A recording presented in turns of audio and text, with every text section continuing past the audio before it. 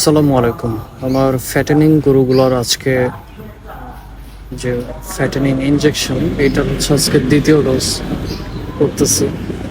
তো প্রতি 5 দিন অন্তর অন্তর আমি এই ডোজটা দিয়ে থাকি। এটা হচ্ছে ক্যাটাফিক্স ইনজেকশন। এই ইনজেকশনটা দিলে গরুর মেটাবলিজম হয় ভালো। এতে করে ওদের যে স্বাস্থ্য বৃদ্ধিটা খুব তাড়াতাড়ি হয় আর কি। অনেকে মনে করে যে এটা স্টেরয়েড টাইপ, এরকম কিছু না, যেটা অনেকে অবৈধভাবে প্রাণীতে ইউজ করে থাকে মোটা তাজা করার জন্য। তো এটা ওইরকম কোনো মেডিসিন না, এটা জাস্ট মেটাবলিজম হয় এই মেডিসিনটা।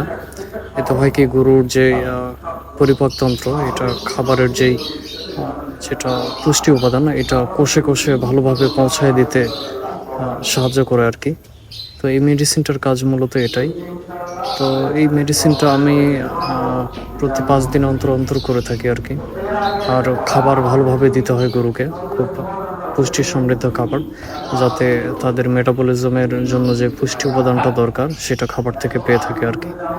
শুধু যে খাবার দিবেন না, ইনজেকশন করবেন, এরকম না। গরুকে খাবার দিতে হবে অবশ্যই।